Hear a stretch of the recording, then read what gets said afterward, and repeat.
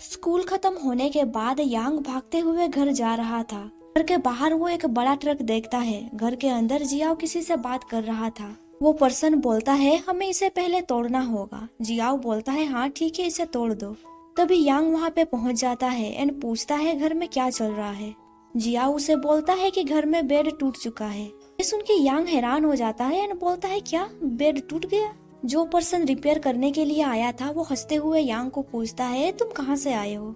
यांग बोलता है मैं ऊचान सिटी से आया हूँ। वो पर्सन हंसते हुए बोलता है क्या ऊचान सिटी में लोगों को जिंदा जलाया जाता है। ये सुन के यांग को रियलाइज हो जाता है कि उसने क्या किया था। यांग बोलता है क्या मैं तुमसे कुछ बात कर सकता हूँ। याओ उसे पेट करते हुए बोलता है तुमने ये जानबूझ के नहीं किया तो मैं तुम्हें क्यों डांटूंगा। अगर तुम्हें इसके लिए बुरा लग रहा है तो फिर तुम जाके उनकी मदद करो। इसके बाद हमें दिखाया जाता है यांग ईंटें उठाने में मदद करता है। वो पर्सन बोलता है मैं तुम्हारे ब्रदर के लिए कैंग बना सकता हूँ, वो शादी के बाद भी इसे यूज कर सकता है।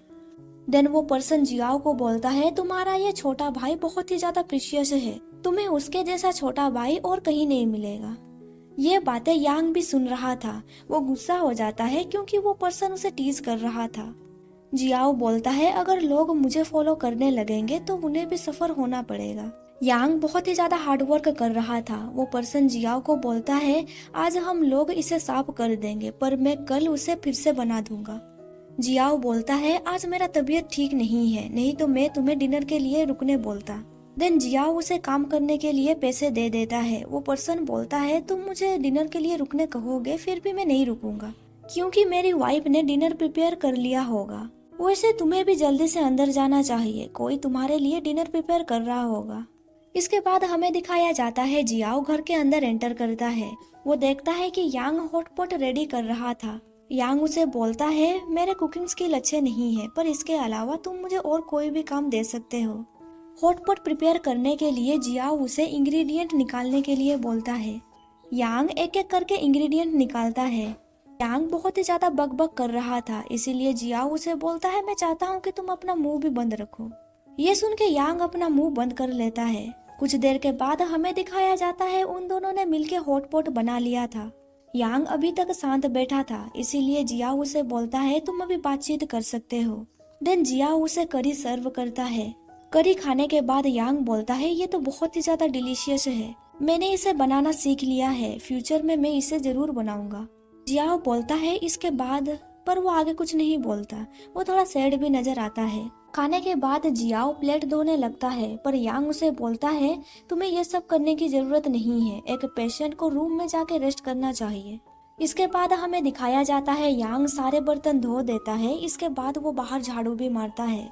झाड़ू मारने के बाद वो डक को खाना देता है। तभी एक डक उसका पीछा करने लग जाती है। इसके बाद हमें दिखाया जाता है वो शावर लेके अपने रूम में जाता है। उसके रूम में जियाओ सो रहा था। जियाओ उसके रूम में है क्योंकि उसके रूम में जो कांग है वो टूट चुका था। यांग उसके फोरहेड को टच करता है एंड सोचता है उसे अभी भी बुखार है।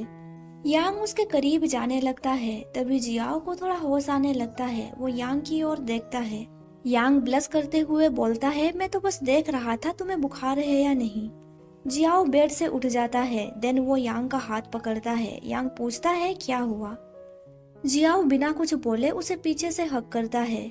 यांग उसे बोलता है जियाओ अब तुम जाग जाओ। यांग को महसूस होता है कि उसका बॉडी अभी भी गर्म है।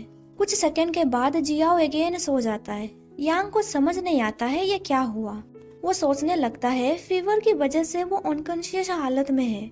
देन सडनली यांग उसे टच करने लगता है। देन वो उसके लिप्स को भी टच करता है एंड देन सडनली उसका फोन रिंग होने लगता है, जिसकी वजह से वो डर ही जाता है। फोन में बात करने के लिए वो बाहर निकल जाता है। लू ने उसे कॉल किया था।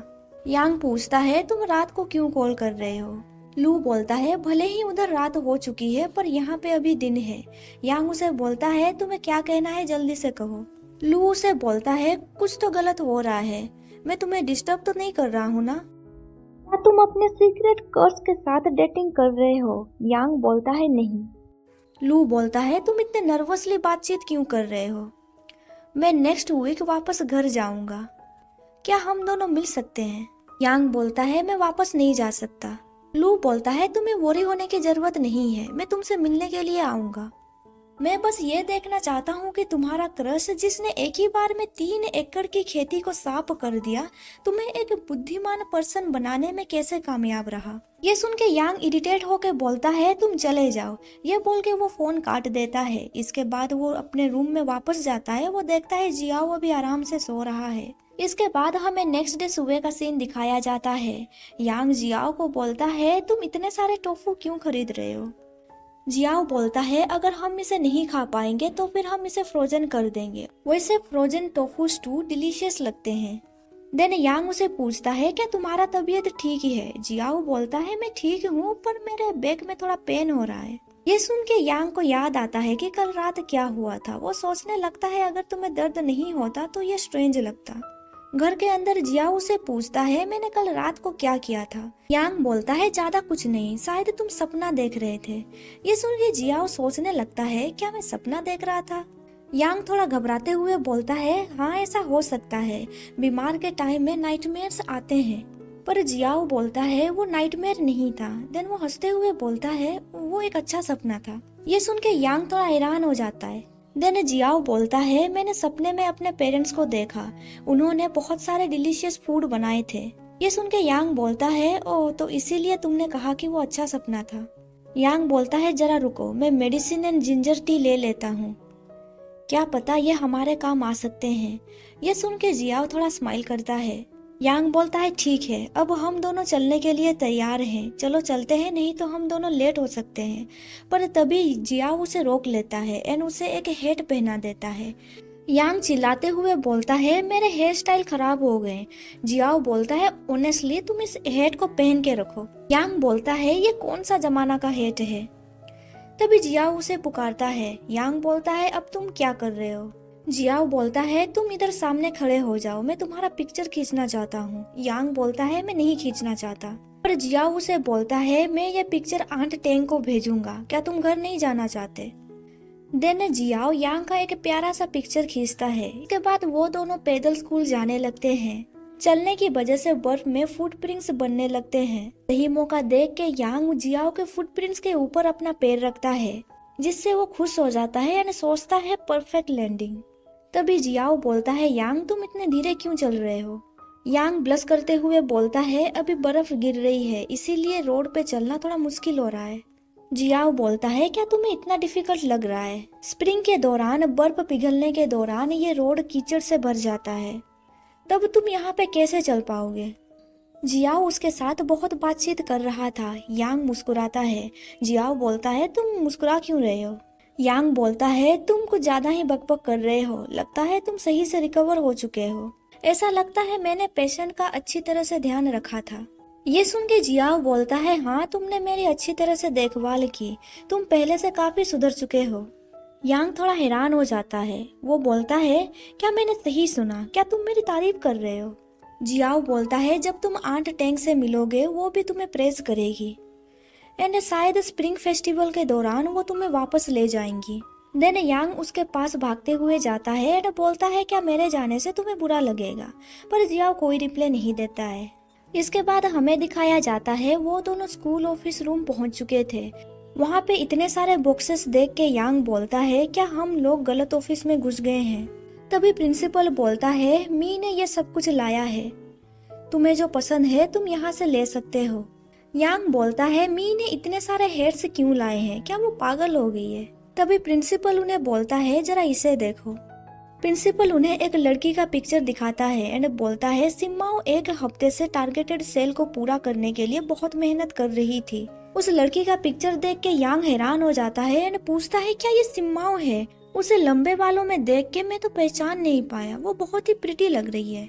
जियाओ पूछता है मी कहाँ पे है। प्रिंसिपल बोलते हैं वो तो यहाँ पे थी, पता नहीं कहाँ चली गई। इसके बाद हमें दिखाया जाता है जियाओ मी से मिलने के लिए एक रूम में एंटर करता है। जियाओ उसे बोलता है तुम अडल्ट हो चुकी हो फिर भी तुम इतनी रो क्यों रही हो।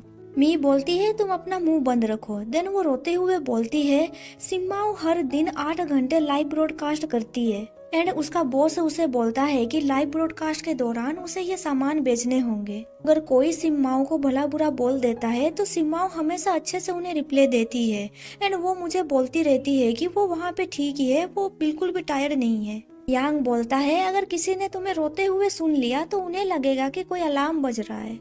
मी गुस्से से बोलती है तुम यहाँ से निकल जाओ। देन मी शांत हो जाती है एंड बोलती है मैं सिटी जा रही हूँ उसे ढूंढने के लिए। इसके बाद हमें जियाओ ने जो सपना देखा था उसके बारे में बताया जाता है।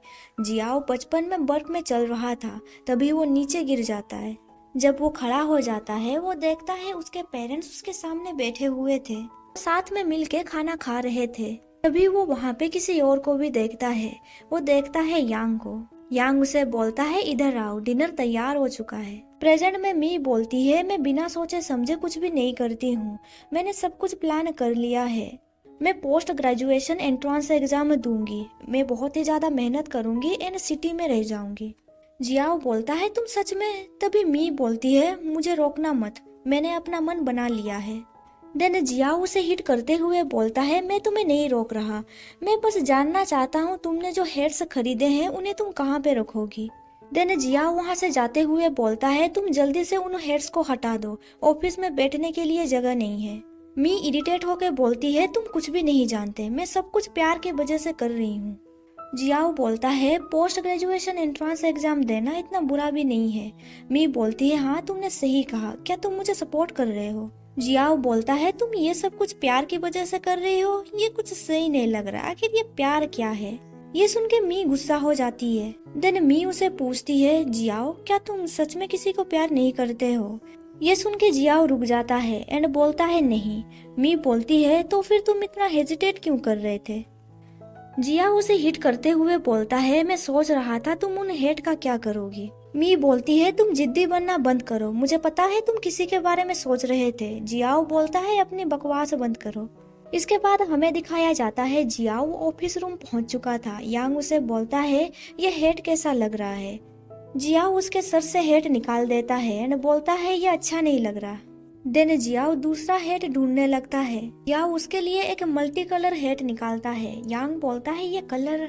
जियाओ उसे वो हेट पहना देता है। यांग बोलता है ये कलर बहुत ही ब्राइट है।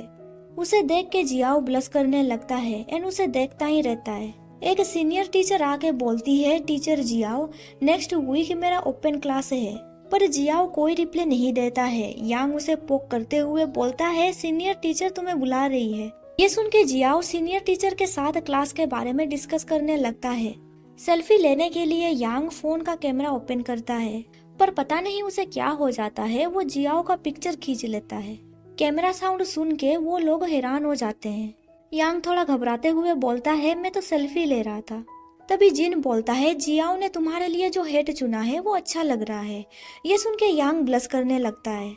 इसके बाद हमें रात का सीन दिखाया जाता है। यांग चुपके से अपने रूम में जाता है एंड गेट लॉक करके जियाओ का पिक्चर देखता है। उसका पिक्चर देख के वो ब्लश करने लगता है। इधर बाथरूम में जियाओ था। एक बच्चा उसे मैसेज करता है सेरेमनी का पिक्चर भेजने के लिए, इसीलिए वो गैलरी ओपन करता है एंड वहाँ पे वो यांग का पिक्चर देखता है। वो अपने सर को हिट करते हुए बोलता है मैं ये क्या सोच रहा हूँ।